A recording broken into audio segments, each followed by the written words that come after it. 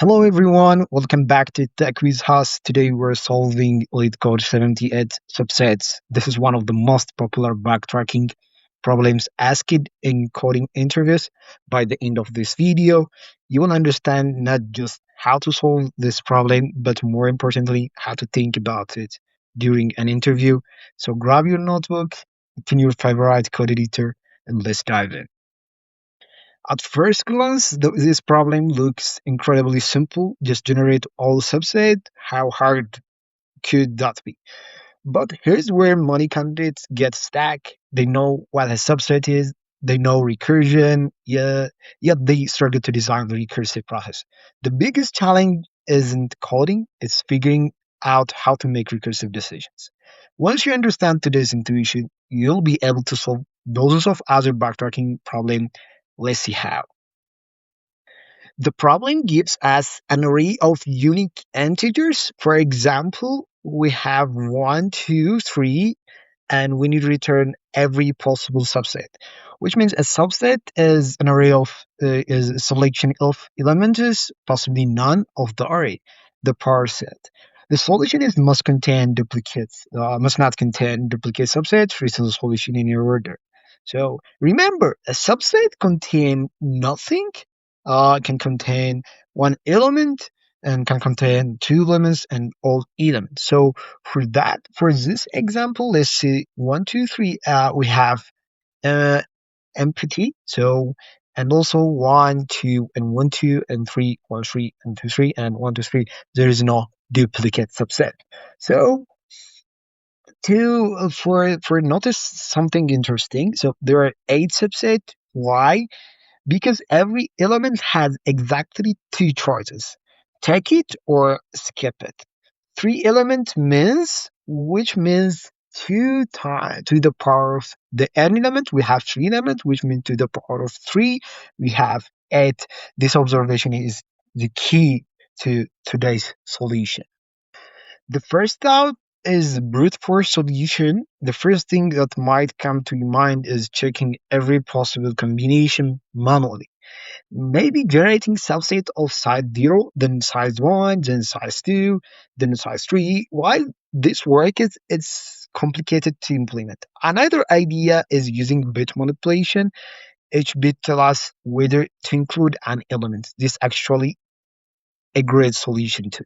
But in interviews, the interviewer often expects you to demonstrate your understanding of recursion and backtracking. So today we'll focus on the backtracking solution. The optimal solution for this one is let's think different. Instead of asking why subsets exist, ask why decision do I make for each element. Imagine you are standing in front of the first number. So imagine you're standing in front of the first number, you have two options, take it or skip it. Then move to the next number, again, take it or skip it. You continue until you have processed every element. This creates a decision tree. So let's see for this tree. I think you see this one tree. So there's a empty set, then take it one or skip it. We have for each element, we have two decision, take one or skip one. With when we take one, we have two decision, take two or skip two. We have decided to take two, and we have decision another, take three or skip it. So this one, we have n debs and to the power of subsets. Then every number as gives us two choices. As we said, we have include or exclude, so to n total subset, as we said. So instead of asking what are all subsets, take one or yes, no. For every number, should I take it or skip it? Solving the problem becomes much easier when we think in terms of decision, not subset. Each step as a simple yes or no question, the final answer builds itself naturally. So the completion decision tree is this one for the first problem for the first example for 1, 2, 3. We have empty set. Then we can take one or skip it. Oh, I can take it or skip it, and take two or skip it. We can take two and skip it. We can take backtrack.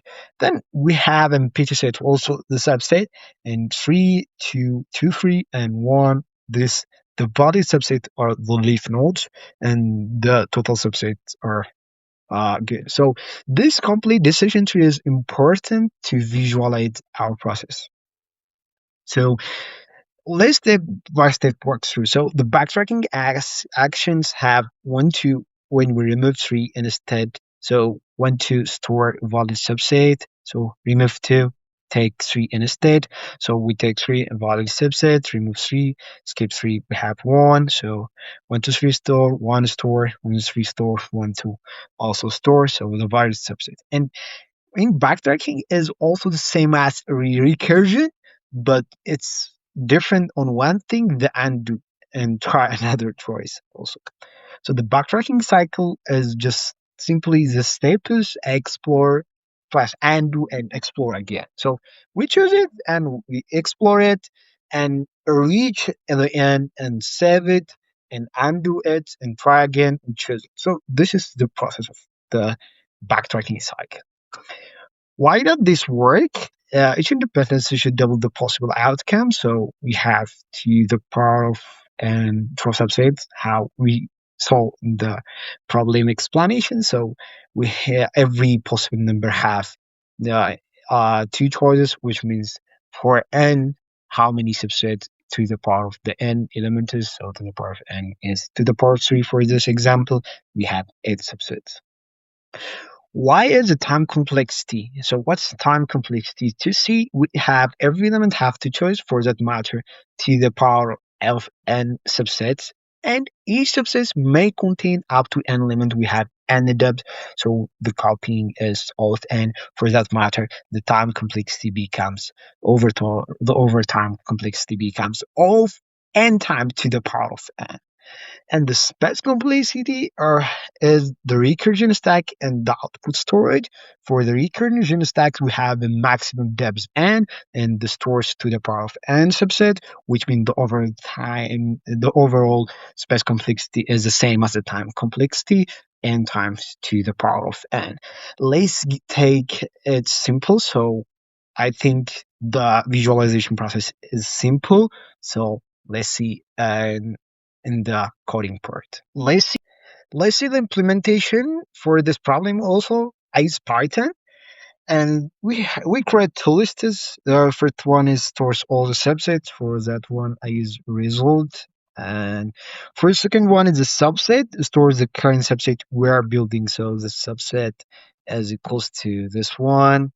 And our recursive function receives the current index, and if the index reaches the length of the array, it means we have considered every element. So we add a copy of the current subset to our answer, which means the result. So we say the depth of backtrack. I use the backtrack, and we have an index I, and after that, if I, as we said, if the current index reaches the length, so if is equals to then of nums, so we need to copy this our subset to the result.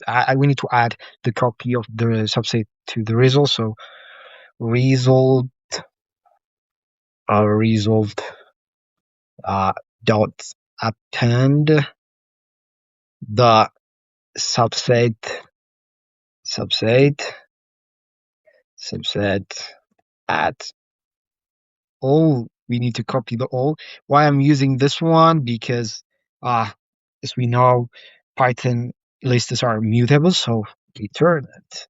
And after this one, we make our two decisions.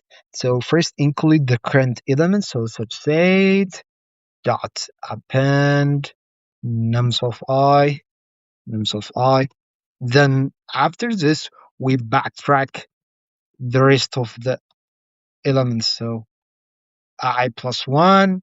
So after the recursive process, the remaining elements, we need to the actual doing what the backtrack happened to this time. So after returning, we undo the decision using the pop. So subset dot pop. So we pop the last element, and as we say, this is a backtracking sub. So backtrack. So backtrack of I. plus 1, the remaining part. So I think the backtracking function is done. So we initialize the backtracking within uh, the first index, and after that, we return the result. Well, the set, let's check it. I think I'm done. Yeah, let's submit it. Yeah, uh, and that's it for today's problem. If you understand the intuition behind backtracking, you have already taken a huge step toward becoming a stronger problem solver. Also, let me know in the comments which LeetCode problem you'd like to explain next. Thanks for watching, and I'll see you in the next video.